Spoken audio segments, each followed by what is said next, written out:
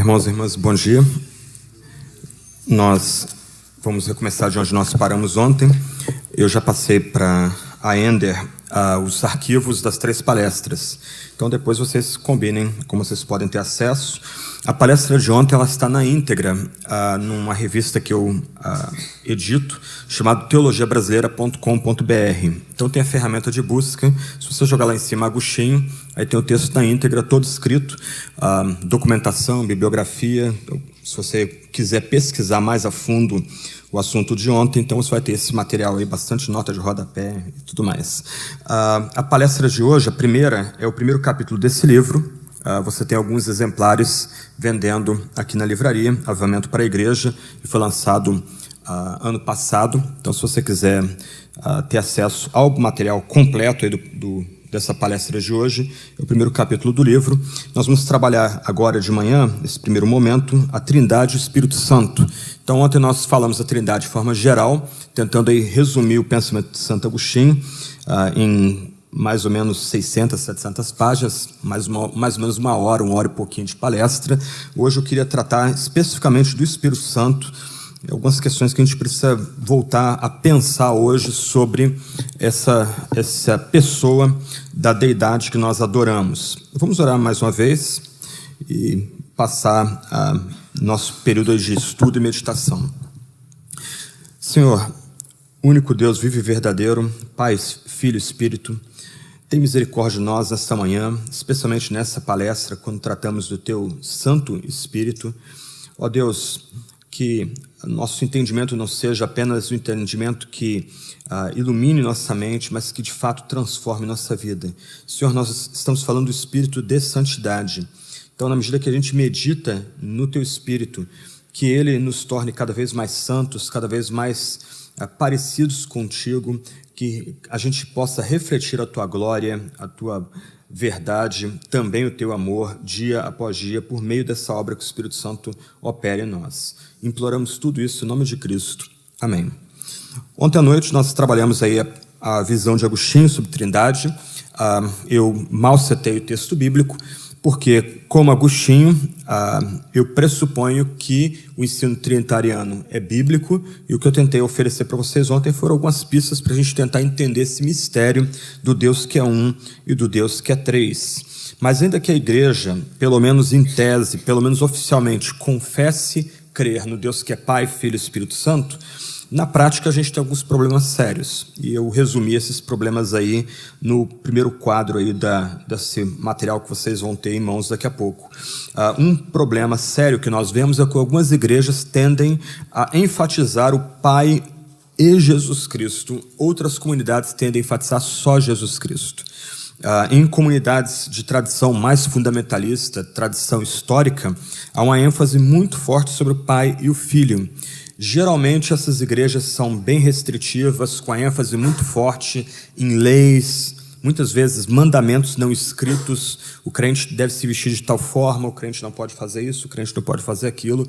Então a ênfase dessas comunidades da espiritualidade é focada basicamente no Pai. O Pai como aquele que doa a lei. Então muitas vezes essa ênfase unilateral, arbitrária, não bíblica, apenas a pessoa do Pai, tem muitas vezes a ver com o tipo de espiritualidade que aquela igreja vai exemplificar. Do outro lado, essas igrejas também vão falar de Jesus em alguma medida, principalmente dos seus cultos evangelísticos, mas para-eclesiásticas geralmente falam bem mais de Jesus do que igrejas históricas ou tradicionais. Então Jesus é retratado como aquele que salva. Muitas vezes para eclesiásticas vão ter um fundo missionário, uma ênfase muito forte em missões, então Jesus vai ser destacado como o salvador pessoal. Outras para eclesiásticas, que algumas vezes até se assemelham a ONGs, com a ênfase talvez mais social, vão enfatizar Jesus mais como um mestre ou como um curador ou aquele que alimenta as multidões. Então, em ambos os casos, você tem aí um desequilíbrio quanto à doutrina da Trindade. Algumas vezes essas comunidades são binitarianas, outras vezes unitarianas, com a ênfase apenas numa das pessoas divinas. Em igrejas mais de tradição carismática e pentecostal, a ênfase toda está na obra do Espírito Santo, na pessoa do Espírito Santo, há uma busca pelo poder do Espírito Santo, há uma busca por curas e sinais e prodígios que venham por meio do Espírito Santo. Em todos os casos, aí, o elo comum é que essas comunidades elas enfatizam um Deus menor do que o Deus que se revela na Sagrada Escritura. Aqui a gente tem que pensar com muita seriedade nesse ponto. Ontem, em algum momento, eu disse que talvez a gente não tenha a sofisticação de um Agostinho de Hipona, de um Tomás de Aquino, de um João Calvino, John Owen, que pensaram muito aí sobre o mistério trinitariano, mas o crente ele tem que crer no Deus Trino. O nome do nosso Deus, o nome do Deus que vem a nós da Sagrada Escritura é Pai, Filho e Espírito Santo. A gente aqui não tem liberdade para enfatizar uma divindade ou uma das pessoas da divindade em detrimento da outra pessoa da divindade. Quando nós fazemos isso, nós estamos quebrando o primeiro mandamento. E essa é uma questão muito séria que a gente pouco pensa. O primeiro mandamento lembra que a gente não deve ter outro Deus diante de nós. Somente Yahvé deve ser objeto do nosso culto. Mas quando nós começamos a cultuar na comunidade um Deus que é menos do que o Deus que se revela na Escritura, a gente está quebrando o mandamento. E a gente está oferecendo a Deus uma adoração que é inaceitável para Ele. Ela é repudiada pelo próprio Deus. A gente oferece um exercício inútil, é literalmente uma perda de tempo, quando nós oferecemos a Deus um culto que não é focado no Deus que é Pai, Filho e Espírito Santo. Algumas comunidades, por exemplo, no primeiro nível ali da tabela, vão inclusive repreender crentes que orem a Jesus Cristo. Isso tem ficado um pouco mais comum, alguns teólogos têm enfatizado isso, até por causa de uma visão mais negativa quanto à mulher. Então, para afirmar algum tipo de hierarquia entre homem e mulher, também enfatiza-se na eternidade um tipo de hierarquia entre o pai e o filho. Haveria um tipo de eterna subordinação do pai ao filho, e por isso a mulher seria intrinsecamente subordinada ao homem. Então, nesse tipo de afirmação, até mesmo orar a Jesus vai ser um motivo de repreensão nessas comunidades. O que está ocorrendo aí é uma violação do primeiro mandamento. Na medida que aquele que é celebrado, aquele que é o alvo das nossas orações, é menos do que o Deus que vem a nós e se revela a nós na Sagrada Escritura. Então, nós temos aqui 2 ou 3 modelos quanto à pessoa de Deus que são profundamente errôneas e que vão ter consequências práticas na nossa vida. Algumas comunidades com ênfase mais legalista, mais moralista, e tentando tornar o foco do seu culto a pessoa do Pai. Outras comunidades, um foco mais evangelístico, mais relacional, o foco é em Jesus, ou até mesmo ativista, melhor dizendo, né? Evangelístico e ativista, o foco é Jesus Cristo. E outras comunidades enfatizando o Espírito Santo, um foco aí mais relacional. Só que um ponto curioso, se você notar o discurso de comunidades pentecostais, mas especialmente neopentecostais e carismáticas, muitas vezes o Espírito Santo é retratado nos discursos, nas falas, nas orações, nos cânticos, como uma mera energia e não como um ser pessoal. E a gente vai tentar entender o que significa falar de Espírito Santo como um ser pessoal. Então nós temos aí 2 ou 3 visões profundamente defeituosas a respeito de quem é Deus e que a gente vê presente em nossas comunidades. Um foco no Pai, outro grupo dando um foco apenas no Filho, ou às vezes o foco apenas no Pai e no Filho, outras comunidades o foco apenas no Espírito Santo. Mas quem é o Espírito Santo? O que a Sagrada Escritura, especialmente o Novo Testamento, ensina sobre o Espírito Santo? Primeiro ponto aqui que a gente precisa considerar é a divindade do Espírito Santo. Junto com o Pai e o Filho, o Espírito Santo ele tem 4 características que destacam a sua divindade. Nas 2 teologias sistemáticas que eu escrevi, a maior que eu escrevi com um colega e a menor, que tem alguns exemplares aí à venda, você vai ter um estudo um pouco mais detalhado, com textos bíblicos, de cada uma dessas chamadas provas a respeito da divindade das pessoas, da deidade. Mas, no caso aqui, é o Espírito Santo. A ele é atribuído nomes divinos na Sagrada Escritura. A própria expressão santo, que se refere ou é acoplada à noção do Espírito, ela é usada no Antigo Testamento para falar de Yahvé, ele é o Santo de Israel. Então, essa expressão é atribuída ao Espírito e é um dos nomes divinos de Yahvé no Antigo Testamento. O Espírito também é chamado de Espírito de Deus.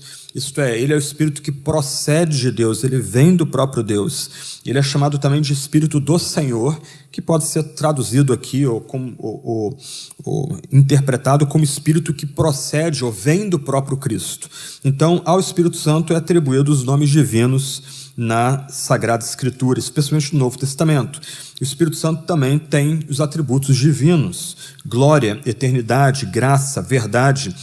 No livro sobre avivamento eu vou trabalhando cada um desses atributos aí com textos bíblicos, mas quando você começa a olhar o Novo Testamento, esses atributos são mencionados em conexão direta, não com Deus trino, considerado em si mesmo, mas são atributos mencionados imediatamente em conexão com o Espírito Santo. Ele é o Espírito da glória, da eternidade, da graça e da verdade.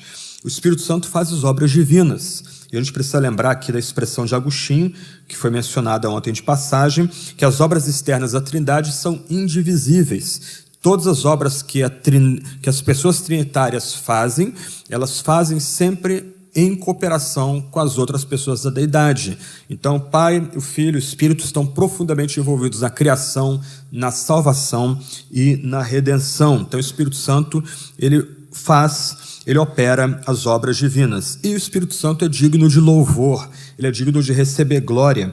O credo niceno, na verdade o credo constantinopolitano, vai dizer que o Espírito Santo, juntamente com o Pai e o Filho, é adorado e glorificado. Então essas quatro afirmações aí lembram que o Espírito Santo, ele é divino, ele é um com o Pai e com o Filho. E a gente vê isso quando a gente começa a pensar em termos estritamente bíblicos.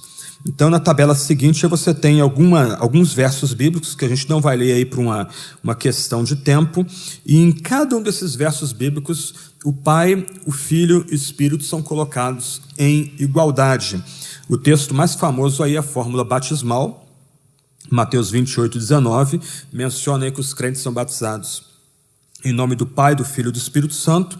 Só que outros textos aí que a gente muitas vezes passa desapercebido também enfatizam essa plena igualdade do Pai, do Filho e do Espírito Santo. Por exemplo, um texto de 1 Coríntios 12, versos 4 a 6, que trata essencialmente de dons espirituais, vai falar do Espírito do Senhor e de Deus. Alguns eruditos têm sugerido que os três nomes ali mencionados, Espírito, Senhor e Deus, seriam referência ao Espírito Santo, mas eu entendo que não. Eu entendo que cada um daqueles nomes ali citados tem referência a cada uma das pessoas da deidade.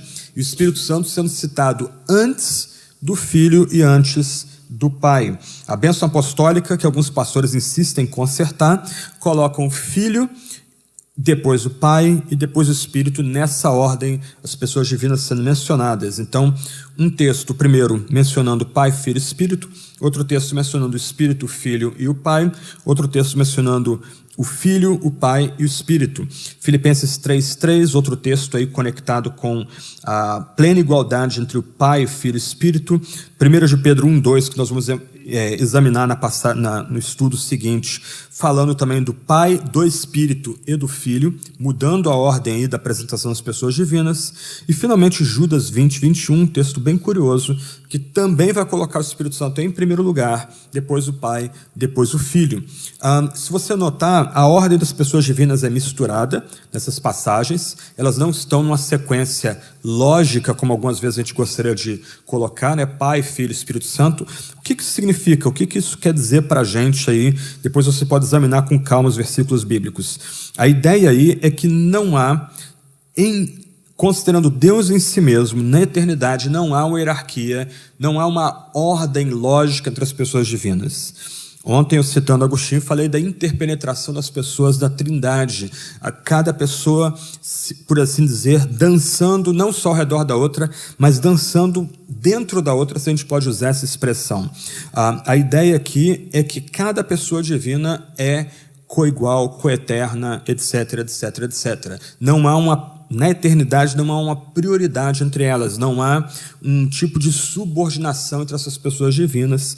Esses vários textos aí enfatizam a igualdade do Espírito com o Pai e com o Filho, e também enfatizam que elas têm plena igualdade na eternidade, ainda que o Pai seja incriado, o Filho seja eternamente gerado, e o Espírito Santo proceda do Pai e do Filho, como a gente vai ver mais adiante. Deixa eu começar a citar aqui Basílio de Cesareia. A editora Paulus publicou um livro com textos dele, e dentro desse livro você tem o Tratado do Espírito Santo, é um tratado bem pequeno, umas 70, 80 páginas, mas é uma das obras mais importantes já escritas na história da igreja sobre a doutrina do Espírito Santo. E eu espero que as citações de Basílio aí reforcem esse ponto. Uma primeira citação dele aí, ele diz o seguinte: mas não atenuaremos a verdade, nem por temor trairemos nossa aliança. O Senhor nos transmitiu como doutrina obrigatória e salvífica que o Espírito Santo está na mesma ordem que o Pai. Cientes da salvação operada pelo Pai, pelo Filho e pelo Espírito Santo, abandonaríamos o modelo de salvação que recebemos? A gente não foi batizado nesse nome, a gente não tem como recuar aqui, a gente não tem como abraçar um outro Deus que não aquele que a gente recebeu no batismo. Por meio do Filho, que é um, ele, o Espírito Santo, que é um, se religa ao Pai, que também é um, e por si completa a trindade bem-aventurada, digna de todo o louvor. Basílio de Cesareia escreve esse tratado para tentar responder uma heresia chamada macedonianismo, que parece muito a crença das nossas igrejas históricas e mais tradicionais. Fala-se muito do Pai, fala-se muito do Filho, mas o Espírito Santo muitas vezes é retratado como energia ou como uma espécie de linha auxiliar do Pai e do Filho. Mas Basílio entende que nós não podemos trair nossa aliança batismal, a gente tem que confessar juntos a glória do Pai, a glória do Filho, a glória do Espírito e a plena igualdade dessas três pessoas divinas. Um alerta que Basílio vai destacar para a gente é a necessidade da gente rejeitar a prática de numerar as pessoas da Trindade. Infelizmente, isso é muito comum entre nós, mesmo teólogos importantes que a gente gosta, elas tendem a numerar a deidade. Então fala-se da primeira pessoa da Trindade, da segunda pessoa da Trindade, da terceira pessoa da Trindade. Ora, onde a Bíblia usa esse tipo de linguagem para falar das pessoas da Trindade? Em lugar nenhum. Basílio, ele sacou isso no seu tratado, que o que guia esse tipo de linguagem, na verdade, é a tendência nossa de criar uma hierarquia dentro da deidade, como se houvesse superioridade, inferioridade, ou um tipo de comando entre as pessoas na eternidade. Então, Basílio vai lembrar que a gente deve rejeitar a noção de numerar as pessoas da Trindade, porque elas não se somam entre si, não há hierarquia entre elas. Não há como dividir essas pessoas, posto que não há nenhuma subordinação entre elas na Trindade. Aí ele continua dizendo, e essa citação é bem legal: se de fato subnumerais o Filho, renovais a mesma doutrina ímpia, a saber, existir desigualdade quanto à essência, haver diminuição de dignidade, ser posterior à origem. Em resumo, verificar-se-á simultaneamente uma restauração de todas as blasfêmias contra o unigênito por uma única palavra, dizer que ele é a segunda pessoa, ele é o número 2. E Basílio continua dizendo: há um só Deus Pai, um só Filho unigênito, um só Espírito Santo. Anunciamos cada uma das hipóstases singularmente, e se fosse conveniente conumerar, não nos deixaremos levar por rude enumeração a uma ideia politeísta. O ponto dele aqui é que quem tende a numerar as pessoas da deidade vai acabar resvalando em algum tipo de triteísmo, numa noção aí de 3 deuses ou 3 divindades, não um único Deus que se revela em 3 pessoas distintas e 3 pessoas que compartilham glória, eternidade, imortalidade, etc. e tal. Então esse é o primeiro ponto. A gente está tentando entender aqui um pouquinho, bem brevemente, a questão da divindade do Espírito Santo. Especialmente no Novo Testamento, vai enfatizar muito fortemente que o Espírito Santo, o Espírito de Deus, é um com Deus. Ele é parte dessa deidade que nós adoramos e celebramos e que tem por nome Pai, Filho e Espírito Santo. Então esse é o primeiro ponto. O segundo ponto, e a gente tem que enfatizar isso também com muita força, é que o Espírito Santo é um ser pessoal. Então, num primeiro movimento, a gente afirma a plena igualdade do Pai, do Filho e do Espírito, mas se de um lado é mais óbvio que o Pai e o Filho são seres pessoais, algumas vezes a gente não toma como certeza que o Espírito Santo também é um ser pessoal. O que a gente pode aprender da Sagrada Escritura sobre esse segundo tópico aqui? Um primeiro ponto importante aí é que o Espírito Santo é chamado de Parácletos. E Andreas Kostenberg e um coautor dele chamado Swain, acho que Mark Swain, num livro sobre a Trindade do Evangelho de João, muito legal, publicado pela editora Vida Nova, um trabalho bem bacana, tentando mostrar que o Evangelho de João é trinitariano, não dá para interpretar o Evangelho de João por outra moldura. Ele vai dar uma sugestão de traduzir Paráclitos de outra forma que não apenas consolador.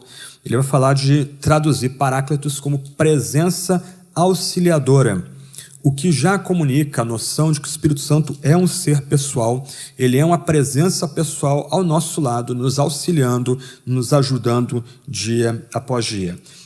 Também não vou dar a base bíblica aqui de cada um dos atributos que vem na sequência. Você pode ver isso em uma boa teologia sistemática, o próprio livro de Avivamento eu trato um pouquinho disso aí, mas o Novo Testamento já retrata o Espírito Santo como tendo atributos pessoais, atributos que caracterizam um ser pessoal. O Espírito Santo ele tem inteligência, ele tem vontade, sentimentos, ele fala, testifica, ordena, ele revela, ele luta, ele cria, ele intercede, ele vivifica os mortos, ele tem ciúmes. E no livro de Atos ele inclusive mata. É interessante quando Ananias e Safira vão dar parte dos seus rendimentos para a igreja, dizendo que estão dando todos os rendimentos. A pergunta que o apóstolo Pedro faz a eles é: por que mentistes ao Espírito?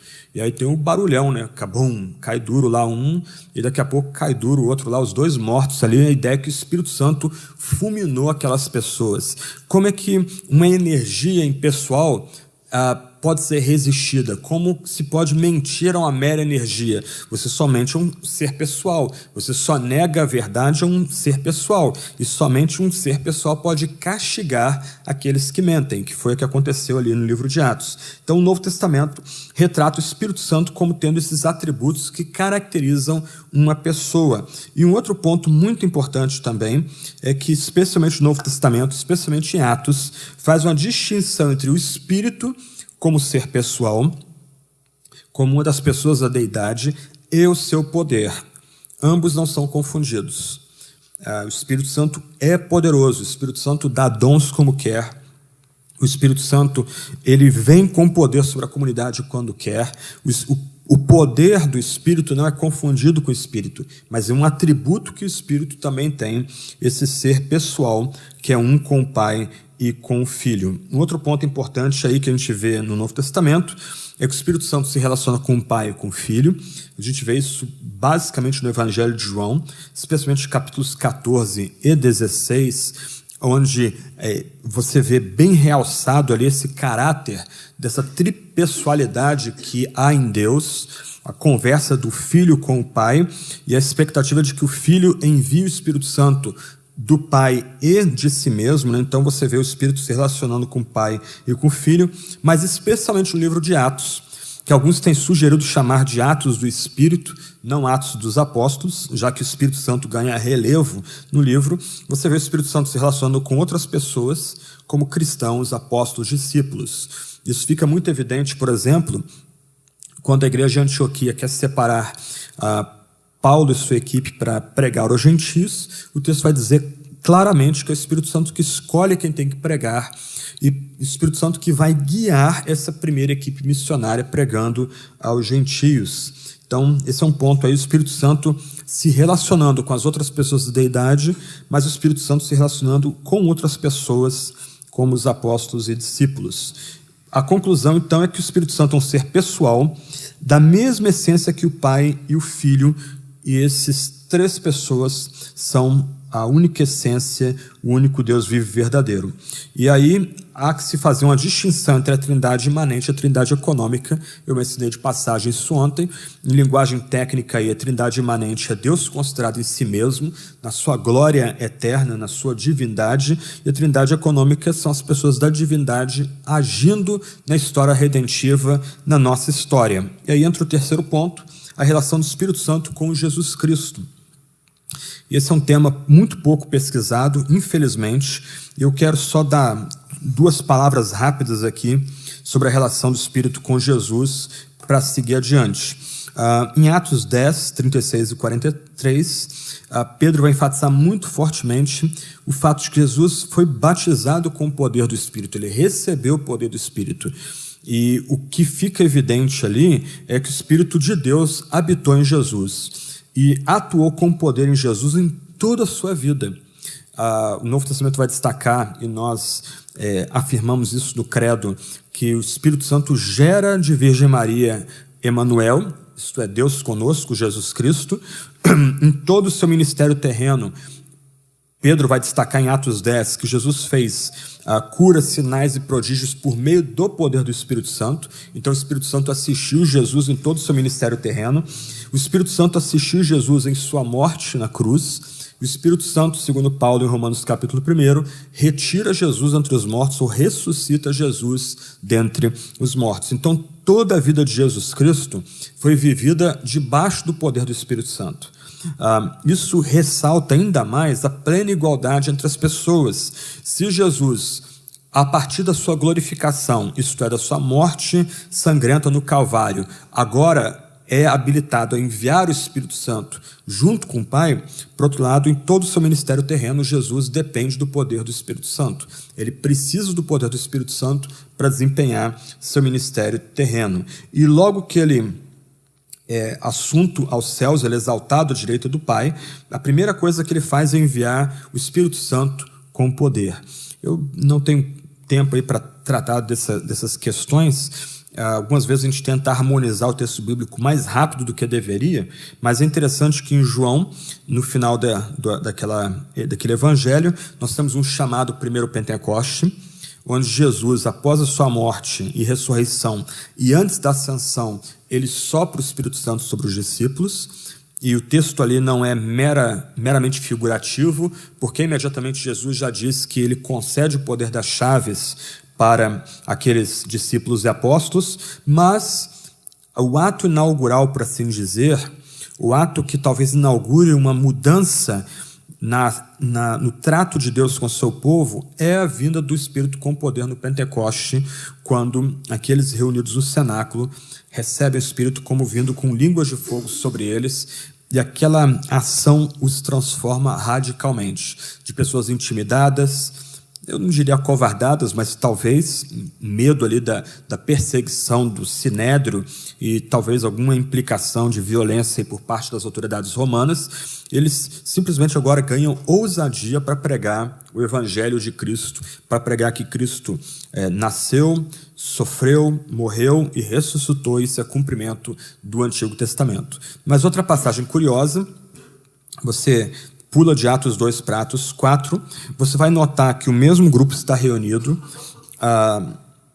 e a linguagem de Atos 4, o final de Atos 4 é muito parecida com a linguagem de Atos 2, o mesmo Espírito Santo agora vem com poder de novo sobre o mesmo grupo. Então, assim, usando a linguagem meio bobinha, o mesmo grupo é batizado no Espírito 3 vezes. Meio bobinha por quê?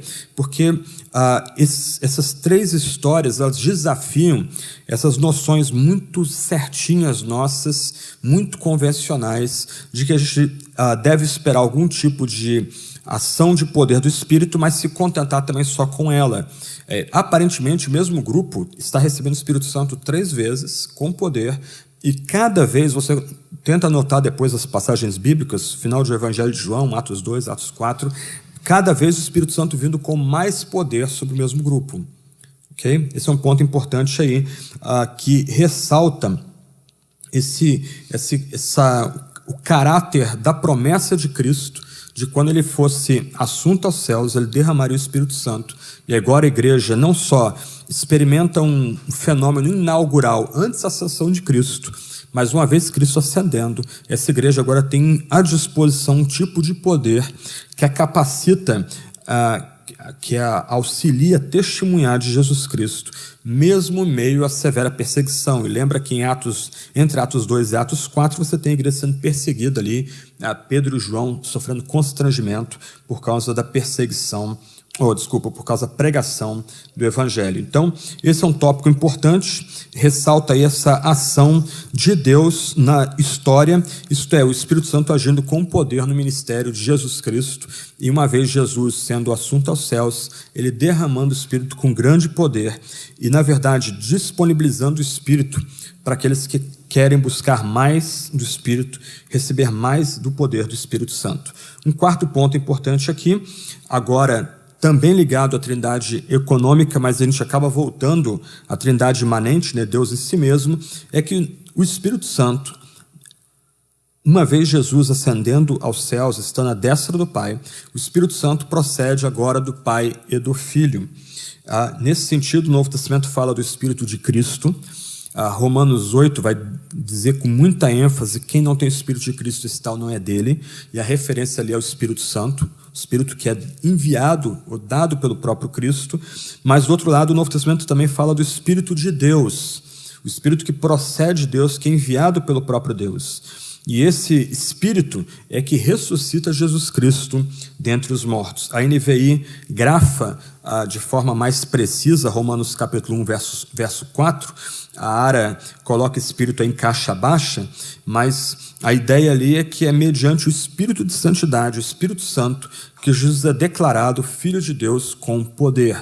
Esse aí seria aquele nome que é dado sobre todo nome, nome exaltado. Então, Cristo foi humilhado, morte de cruz, ele morre tendo assumido a forma de um escravo, e agora ele é exaltado pelo Espírito Santo, ele é levantado entre os mortos pelo Espírito Santo, o mesmo Espírito que pairava sobre o abismo, e é o Espírito Criador que vem de Deus em Gênesis, é aquele que levanta Cristo entre os mortos, e ao levantar Cristo entre os mortos, o Espírito Santo dá ao próprio Cristo um novo nome.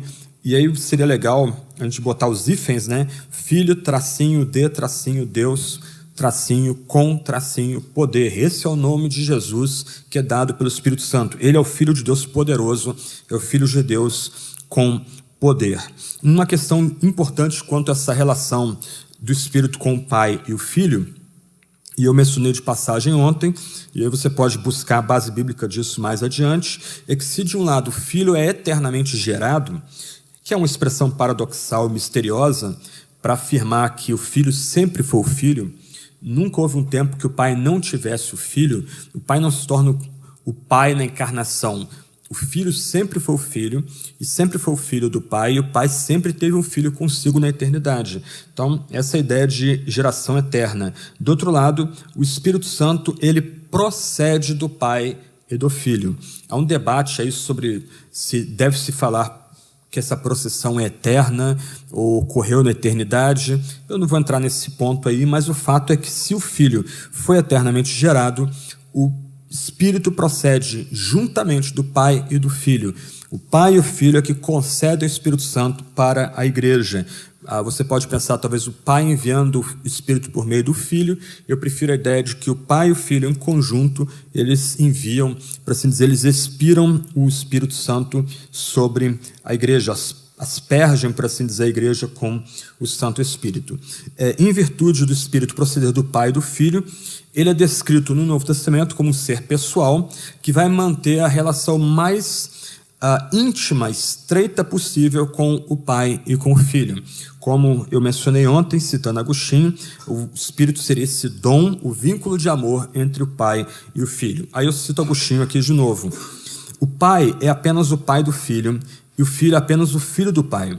O Espírito, entretanto, é o Espírito tanto do Pai como do Filho, unindo-os em um vínculo de amor. Então, a ideia aí desse vínculo de intimidade do Espírito com o Pai e o Filho, o Espírito sendo o dom de amor que une Pai e Filho, mas o dom de amor também que inclui outros nessa comunhão divina. Um ponto importante aqui, quando a gente pensa nessa relação aí do Pai e do Filho e do Espírito, o Espírito procedendo do Pai e do Filho, é que o Espírito Santo é enviado para prosseguir, aplicar e consumar a obra de Cristo na terra. Por exemplo, Jesus vai dizer que o Espírito virá quando ele for glorificado, quando ele for crucificado na cruz, morte sangrenta no Calvário. O Espírito será dado para que nós lembremos de tudo que Jesus ensinou aqui na terra. Então, o Espírito Santo é dado, de certa forma, para complementar a obra de Cristo, para reenfatizar a obra de Cristo e para consumar a obra de Cristo na terra. Eu vou falar mais para frente aí do Espírito Santo não só dando a nós o anseio pela vinda de Cristo, mas o Espírito Santo também preparando o terreno para que Cristo venha no último dia. Então o Espírito Santo é dado aí para prosseguir, aplicar, consumar a obra de Cristo na terra. Assim como a encarnação, a vinda de Jesus, estava firmada na unidade do Pai com o Filho vem para fazer a sua vontade é fazer a obra do Pai. A obra do Espírito baseia-se na unidade com o Pai e com o Filho. Nesse sentido, então, como eu mencionei ontem, baseado em João 17, cada pessoa da Trindade busca a glória da outra. O Espírito Santo vem para que o Filho seja glorificado, o Filho vai glorificar o Pai na sua crucificação, e o prazer do Pai é dar glória ao Filho ressuscitando e dar glória ao Espírito enviando para habitar na igreja, para nos constituir como um novo povo, uma nova comunidade. Então, esses são alguns aspectos aí da relação da procedência do Espírito junto ao Pai e junto ao Filho. E um último tópico, deixa eu só ler mais um parágrafo aqui que vem de Basílio de Cesareia antes de avançar para o último tópico. Basílio de Cesareia diz assim: atesto a todo aquele que confessa o Cristo, mas renega a Deus, que Cristo em nada o ajudará. Dou testemunho ao que invoca a Deus, mas rejeita o Filho, que sua fé é vã, e ao que recusa aceitar o Espírito, que sua fé no Pai e no Filho é vã, e ao que recusa aceitar o Espírito, que sua fé no Pai e no Filho cairá no vazio. Nem mesmo poderá possuir a fé se não tiver o Espírito. E ele continua: com efeito, ninguém pode dizer Jesus é Senhor a não ser no Espírito Santo. Ninguém jamais viu a Deus. O Filho unigênito que está no seio do Pai, esse o deu a conhecer. Acha-se também excluído da verdadeira adoração, aquele que renega o Espírito. De fato, é impossível adorar o Filho a não ser no Espírito Santo, nem é possível invocar o Pai a não ser no Espírito da adoção filial. Então, Basílio aí tentando enfatizar com muita força essa centralidade do Espírito, da espiritualidade cristã, inclusive o Espírito sendo vital na nossa profissão de fé em Jesus Cristo e na nossa adoração. Então, isso aí destacando essa relação do Pai e do Filho enviando o Espírito Santo, a importância dele para nós. E aí a gente entra no quinto tópico, o Espírito Santo e sua obra. Num aspecto muito sério, tanto a criação como a salvação também são obra do Espírito, tanto quanto são obra igualmente do Filho e do Pai. Nós já lemos em Gênesis sobre o Espírito de Deus parando sobre o abismo, o Espírito de Deus sendo o Espírito que forma e preenche essa forma já nas páginas de abertura do Antigo Testamento, mas também por todo o Antigo Testamento e no Novo Testamento. O Espírito Santo aparece não apenas como Espírito da criação, o Espírito da vida, mas aquele que doa a vida e especialmente aquele que qualifica homens e mulheres para suas tarefas. Bem legal, por exemplo, notar no Antigo Testamento a ligação entre o Espírito e dons artísticos. Se pessoas conseguem construir um tabernáculo bonito, isso se dá porque o Espírito concedeu dons para elas. Se mais adiante pessoas conseguem construir um templo, e mesmo pessoas que são estranhas à aliança, estranhas ao pacto, aos oráculos de Deus, à circuncisão, essas pessoas conseguem construir um templo porque Deus deu dons para elas. No Novo Testamento a ideia permanece, é o que a gente chama aí na teologia de graça comum, isto é, O Espírito Santo ele vai preservar a verdade, beleza, integridade, originalidade, mesmo entre incrédulos. Então, o Espírito Santo, num aspecto muito sério, ele não apenas agiu na criação original, mas o Espírito Santo ele preserva beleza e bondade entre homens e mulheres, mesmo homens e mulheres que sejam estranhos e avessos à aliança da graça que Deus estabeleceu com eles. Então, um aspecto que a gente precisa destacar é a ligação do Espírito Santo com a criação. E não só com a criação, mas com a preservação de verdade, beleza, integridade, originalidade na boa criação divina, mesmo feito por incrédulos, o que nos dá uma imensa liberdade aí para usufruir o melhor dos mundos. O melhor do mundo, da criação. Agostinho de Hipona, no seu livro A Doutrina Cristã, ele vai usar como um dos textos prova dessa doutrina a saída do povo hebreu do Egito, se libertando da escravidão, e quando o povo hebreu sai do Egito, ele saqueia o melhor que havia no Egito. Então a ideia é similar aqui, isto é, se o Espírito Santo ele age na criação e preserva verdade, beleza, etc. na criação, isso pertence então a partir de agora a nós cristãos. A gente pode usufruir desses elementos aí na música, na teatro, cultura, cinema, literatura, etc. e tal, com intensa liberdade, porque isso procede do Espírito Criador, do Espírito da vida. Então esse é um aspecto aí que a gente precisa enfatizar. Outro aspecto é que o Espírito Santo não só inspira a Escritura, mas ele também chama pecadores, aplica os benefícios da salvação aos que creem, justificando, regenerando, santificando e edificando a igreja pelos meios da graça. Esse é um tema que a gente trata muito pouco hoje. Nós colocamos uma cunha entre quem é o Espírito Santo e nossa vida cristã. Nós só pensamos no Espírito Santo na nossa vida cristã em momentos extraordinários. Uma cura, um momento aí que a gente precisa de segurança da parte de Deus. O Espírito Santo vem com poder, nos dando ali algum tipo de segurança ou conforto. A gente não consegue entender que toda a vida cristã é vida no Espírito. Nosso menor movimento em direção à cruz, um ínfimo movimento em direção à cruz, vem do Espírito Santo. O Espírito Santo que nos atrai ao Calvário, ele que tira as escamas de pecado dos nossos olhos, ele que internece o nosso coração, ilumina nossa mente, para a gente ver a beleza do que Deus fez em Cristo naquele sacrifício sangrento. É o Espírito Santo que suscita fé na gente. É o Espírito Santo que nos leva a nos arrepender dos nossos pecados. E é o Espírito Santo que aplica em nossa vida todas as graças que Cristo conquistou no Calvário. A sua perfeita obediência, a sua vida justa e reta, ela é aplicada a nós, em nosso lugar, ao nosso favor, por meio do Espírito Santo. E mais do que isso, e aqui o tema é longo e também realmente não tem muito espaço aqui para tratar, na verdade é o 4º capítulo do meu livro de Avivamento, nós desconectamos o Espírito Santo da vida da igreja. Mas se nós somos comunidade cristã, quem nos une é o Espírito Santo. Quem nos leva a ser um e quem nos dá uma diversidade de dons e talentos na comunidade é o Espírito Santo. E o Espírito Santo vem a nós como? Primeiro, por meio da pregação, isto é, por meio da explicação do texto sagrado. Essa é a forma do Espírito Santo vir a nós com poder. E o Espírito Santo vem a nós com poder também por meio do batismo.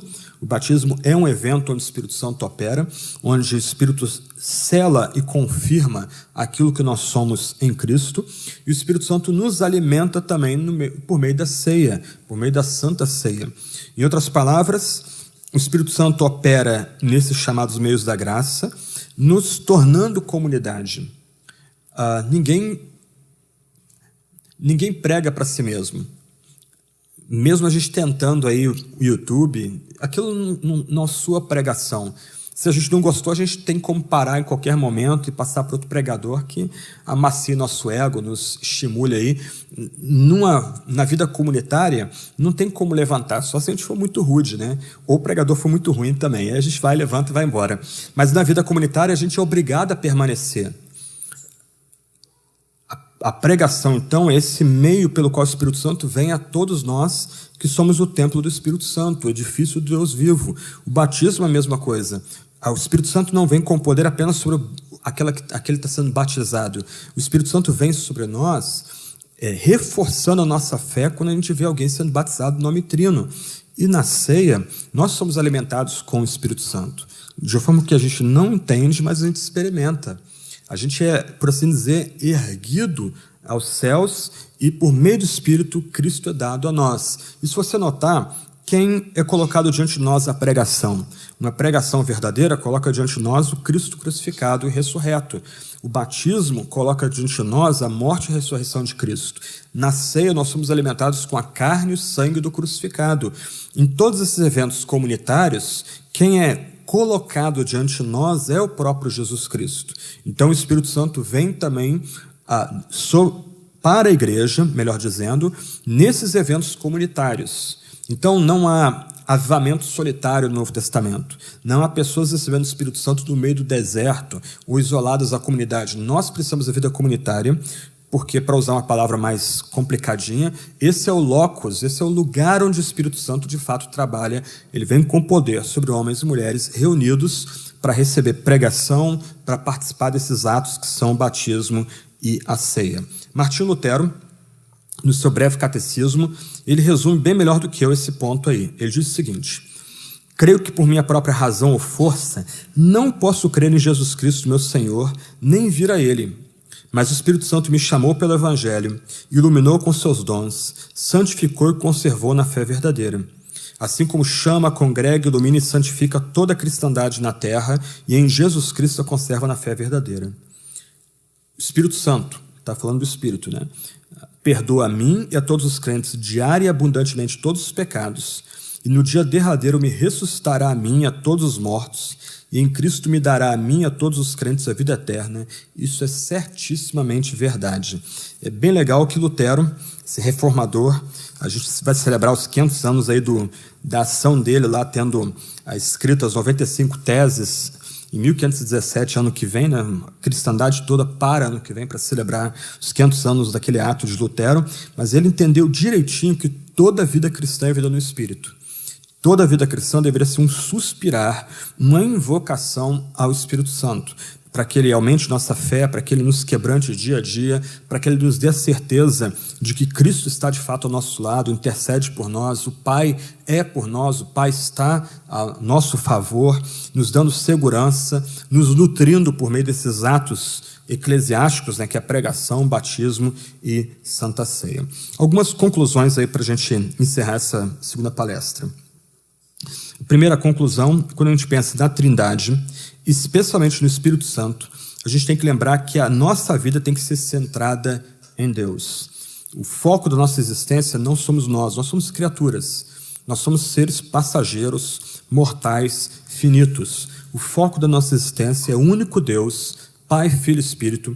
Ele sim, imortal, eterno, autoexistente, imutável, etc. e tal. Então, nesse sentido, a gente tem que praticar o autoexame constantemente. Paulo vai falar disso aí em 1 Coríntios 10, 1 Coríntios 11, 2 Coríntios 13, ele fala da necessidade de nós constantemente examinarmos nosso coração.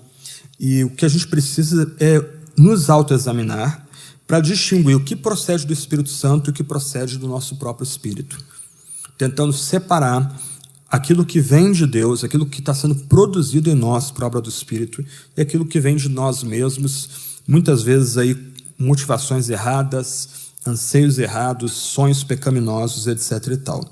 E um outro ponto importante aqui dessa questão do autoexame é que, para saber distinguir o que vem do Espírito Santo e o que procede do nosso próprio espírito, a gente tem que interpretar nossa vida, nossa história pessoal, à luz da Escritura Sagrada e da vida de Jesus Cristo. Então, o exame é praticado com a Escritura aberta diante de nós, e invocando o Espírito para que ele dê esse discernimento, para a gente tentar separar o que é cascalho do que é pepita de ouro que está presente no nosso meio. Um ponto muito importante aqui, gente, é o seguinte: o cristão, ele é autoconsciente. Só o não crente, ou só os tolos que se iludem ou se enganam. Por que a gente faz o que faz? Quais são as nossas motivações mais profundas para a gente fazer o que a gente faz? Porque a a Ender, Igor ou Guilherme pedem para onde vocês orar e vocês esticam a oração um pouquinho mais? Por que alguns de vocês impostam a voz? Porque algumas vezes eu quero seguir o sermão um pouco mais quando eu já deveria ter terminado ele. Porque alguém cantando tenta destacar a sua voz, mesmo sendo backing vocal, tenta destacar a sua voz um pouquinho mais. O que leva a gente a fazer essas pequenas ações que a gente muitas vezes... não vou pensar nisso, é inofensivo. Não é inofensivo, há alguma razão por trás. Então, a gente tem que centrar nossa vida em Deus, praticar o autoexame, e esse autoexame tem que ser baseado na Sagrada Escritura, para a gente tentar distinguir aquilo que procede de Deus, aquilo que Deus de fato está fazendo no nosso coração, daquilo que procede de nossos baixos instintos, nossa raiz ainda ligada em Adão. Um outro ponto aí, pensando tanto ontem, mas especialmente hoje, é que o Espírito Santo vai nos lembrar que a nossa vida é uma vida no mundo e para o mundo. E aqui eu estou pensando em mundo como a criação, essa criação que foi criada boa, maculada pelo pecado, mas onde o Espírito Santo continua agindo, preservando elementos de beleza, bondade, verdade, integridade. Nesse sentido, gente, nós precisamos interagir com a criação com alegria, com responsabilidade, com sensibilidade para com os necessitados, tendo sempre a Escritura, que é a espada do Espírito, como guia. E essa Escritura nos ajudando em nossas práticas profissionais, decisões políticas, relações familiares e sociais, e rogando sempre para as pessoas se reconciliarem com Deus por meio de Jesus Cristo. Então o Espírito Santo nos leva a ter uma vida no mundo, presente nessa criação, esse lugar que é o nosso campo de batalha, por assim dizer, e também uma abertura para o outro, cristãos e não cristãos. É sempre numa postura de serviço para aqueles que estão ao nosso redor. E a gente lembra aqui que quando a gente serve o próximo, a mão direita não deve saber o que faz a mão esquerda. A gente não exibe isso, a gente não contabiliza isso. A gente faz isso com descrição, porque é o Espírito Santo que está nos guiando a servir aquelas pessoas no mundo que estão ao nosso redor. Um outro ponto aí é que a gente deve buscar o Espírito Santo na nossa vida diária. E aqui a gente lembra que se de um lado a gente deve buscar o Espírito Santo e ter uma abertura à ação do Espírito Santo para ele agir com poder de forma miraculosa, a gente também tem que lembrar que o Espírito Santo age em pequenas coisas. A gente não pratica a ideia de ou, né? O Espírito Santo age por meio do médico, age de forma imediata, curando a gente, restabelecendo a gente. Não, o Espírito Santo ele opera na criação, e ele opera nos dois níveis. Ele pode curar alguns de nós de forma imediata, por meio das nossas orações, mas Deus pode usar também médicos, que Ele mesmo chama e dá inteligência, dá sabedoria e sagacidade para eles ministrarem cura para a gente por meio de remédios, instrumentos que o Espírito Santo mesmo ajudou aquelas pessoas a criar e desenvolver. Então a gente deve ter um entendimento de que o Espírito Santo está presente no nosso dia a dia, seja em eventos extraordinários, seja naquilo que é comum e habitual, inclusive na nossa libertação, na nossa renovação à imagem de Jesus, na nossa reconciliação por meio de Jesus Cristo. E um ponto aqui é que o Espírito Santo vai operar através de quem quer que seja, voltando à ilustração aqui, mesmo por meio de um médico incrédulo. Ele pode usar um médico incrédulo para ministrar cura para a gente, porque ele é que concedeu dom para aquela pessoa, ele que deu inteligência para aquela pessoa estudar. No final, todos nós estamos, em alguma medida, nos movendo nesse espírito da vida, ainda que nem todos recebam as aplicações da salvação conquistada por Cristo no Calvário. Um outro ponto é que o Espírito Santo vai nos levar a ter uma vida de resistência e esperança. Eu vou ler o parágrafo aqui, porque é quase uma colagem de Romanos capítulo 8. Sabemos que nos sofrimentos do tempo presente, o Espírito Santo nem sempre nos livra desses sofrimentos, mas ele nos ajuda na fraqueza, dando-nos conforto, coragem e força, levando-nos a ansiar pela vinda de Cristo em poder, quando a própria criação será redimida, quando a redenção do nosso corpo. É bem legal essa passagem de Romanos 8, porque o apóstolo vai mostrar que o Espírito Santo não só coloca em nosso coração esse anseio pela vinda de Cristo, quando todo o mal vai ser derrotado, pecado, demoníaco, o mundo como uma ideologia que se levanta contra Deus, tudo isso vai ser varrido, vaporizado literalmente, mas o Espírito Santo prepara o caminho para a vinda de Cristo.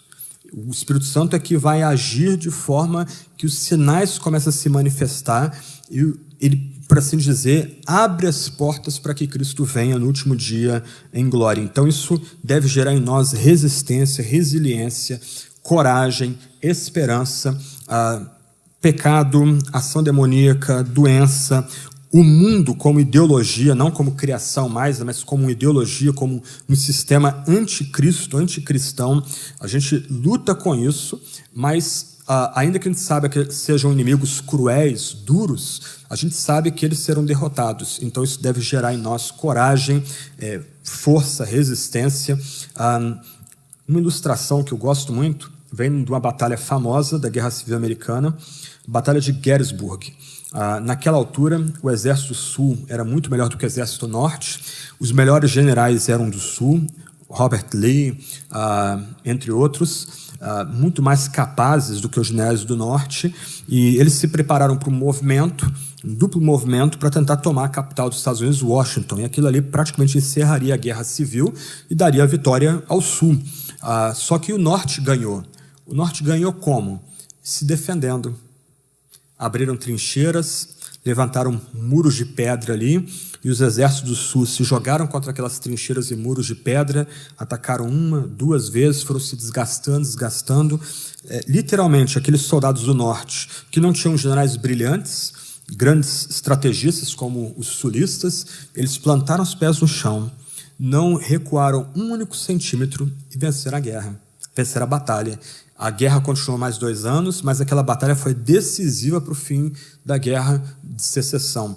Quando o Sul saiu do campo de batalha, quando Lee tirou os seus exércitos do campo de batalha, ele sabia que todo o restante do conflito agora já estava decidido por causa de uma batalha que o Exército do Norte, com comandantes inferiores, tinha vencido, se defendendo, plantando os 2 pés firmes no chão, não recuando um único centímetro. Então o Espírito Santo opera essa vida de resistência, coragem e esperança em nós.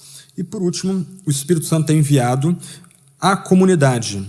E o Espírito Santo vai nos ajudar a viver com outros irmãos e irmãs, pessoas diferentes, pessoas pecadoras como nós. O Espírito Santo vai nos dar dons para a gente viver junto, para a gente cuidar uns dos outros. Lembra que os dons do Novo Testamento nunca são dados para edificação própria. Aquele dom, chamado dom de línguas, em 1 Coríntios 14, se não há tradutor, então que a pessoa ore em silêncio em sua casa, porque o alvo do dom é que toda a comunidade seja edificada, mas a gente também é levado a reconhecer a presença do Espírito Santo no culto e nesses chamados meios da graça, que são a pregação, o batismo e a ceia. E se vocês notarem, gente, não há nada espetacular nisso. Pregação, muitas vezes o pregador está cansado, está desanimado, não estudou bem sua mensagem, mas aí Deus toma aquele pregador e, com as limitações dele, comunica a mensagem à comunidade, a comunidade aprende mais um pouco da palavra de Deus, a palavra de Deus é bem explicada ali. Batismo, água, um banho de água, não importa se para aspersão e imersão, cálice, pão, isso é muito comum. Aliás, voltando à pregação, nós vemos na era da imagem, uma pessoa falando, até mesmo no pregação sem data show, sem imagem, é quase patético hoje. Mas Deus toma a palavra e dá poder a essa palavra, a explicação do texto bíblico, comunica vida, esperança, conforto, direção para as pessoas. Em outras palavras, muitas vezes o Espírito Santo vai operar naquilo que é comum, rotineiro e simples. E um ato de fé é reconhecer que o Espírito Santo está operando nisso.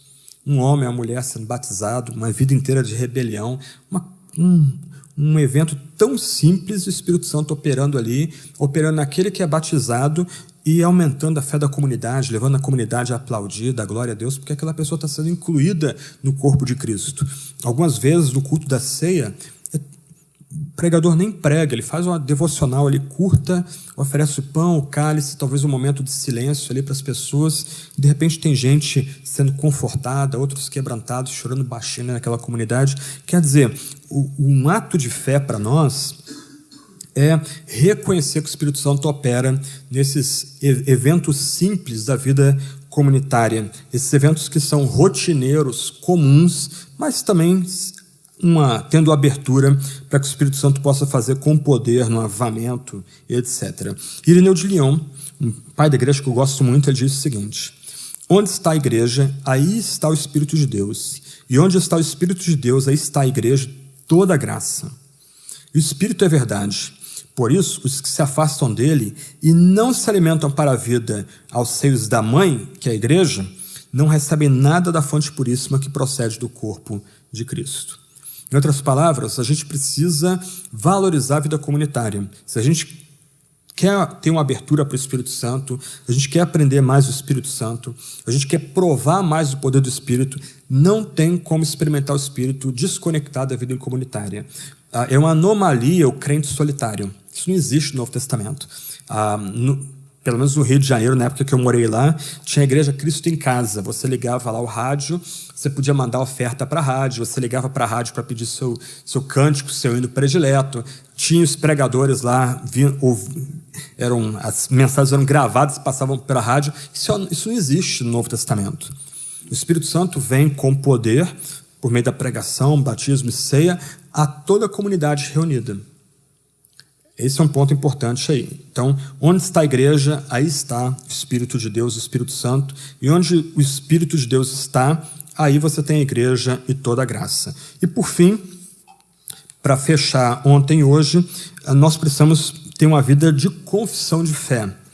Eu só vou ler aqui o pedaço do credo de Atanásio, que na verdade não foi escrito por esse santo negro aí, chamado Anão Negro, né, pelos seus inimigos aí no século IV, mas esse credo reflete muito mais a teologia de Agostinho. A linguagem é escandalosa. É o seguinte, diz o texto: a fé católica, isto é, a fé da igreja, a igreja de ricos, pobres, letrados e iletrados, etc., consiste em venerar um só Deus na Trindade e a Trindade na unidade, sem confundir as pessoas e sem dividir a substância, pois uma é a pessoa do Pai, outra do Filho, outra do Espírito Santo, mas uma só é a divindade do Pai, do Filho e do Espírito, igual à glória, coeterna à majestade. E nessa Trindade, nada é anterior ou posterior, nada maior ou menor. E aqui a gente tem uma crítica implícita, por exemplo, a Wayne Grudem, Bruce Ware, que tem ensinado que há algum tipo de subordinação na eternidade entre o Pai e o Filho. Porém, todas as três pessoas são coeternas e iguais entre si. Agora, presta atenção, isso aqui muita gente fica escandalizada. De modo que, em tudo, conforme já ficou dito acima, deve ser venerada a Trindade na unidade e a unidade na Trindade. Portanto, quem quer salvar-se deve pensar assim a respeito da Trindade. Dá até para ouvir os gritinhos dos hereges, né? Pulando os pezinhos lá, não pode, não sei o quê. Mas lembra, qual o primeiro mandamento? Não terás outros deuses diante de mim. Qual é o prólogo do decálogo? Eu sou o Senhor vosso Deus que vos tirou da terra do Egito. Não terás outros deuses diante de mim. Se nós pensamos em Deus de forma menor do que nós aprendemos dele na Bíblia, nós estamos quebrando o mandamento. E se nós estamos quebrando o mandamento, como a gente pode ter esperança de salvação? Do outro lado, vou pedir sua ajuda aí. Pula para o último slide, por favor. Vou pular 3 slides aí. Uma citação legal de Gregório Nazianzo, mas você pode ver depois com calma. Por outro lado, gente, mais uma vez, volto ao que eu falei ontem. A gente pode não ter uma doutrina trinitariana tão sofisticada quanto Agostinho. Eu não tenho o intelecto de Agostinho. Eu tenho que literalmente sentar nos ombros dele para tentar entender um pouco mais quem é Deus, Pai, Filho e Espírito Santo. Mas, do outro lado, a pedra de toque para nós é conseguir cantar esse hino aí. Glória ao Pai, ao Filho e ao Espírito Santo, assim como era no princípio, agora e sempre, pelos séculos dos séculos. Amém. Você pode não saber aí falar dos vocábulos teológicos, trindade imanente, trindade econômica, pericoreses, etc. Isso não é problema. Mas o que você precisa para não quebrar o mandamento e permanecer nessa salvação é cantar, é orar, é louvar o Pai, Filho e Espírito Santo, o único Deus vivo e verdadeiro. Isso aqui é imprescindível, não tem como abrir mão disso aqui. Os novos cristãos modernos ficam horrorizados com isso. Mas nós não somos salvos por Alá. Nós não somos salvos pelas divindades dos cultos afro. Nós não somos salvos pelo Jesus como é apresentado pelos teólogos da prosperidade da televisão. Nós somos salvos por crermos que há um único Deus e Ele se revela como Pai, Filho e Espírito Santo, em plena igualdade, eternidade, glória, etc. E não tem como mudar uma vírgula nisso. Como diz o Erickson, e é uma das frases dele que eu mais curto, tente entendê-la, você perde sua mente.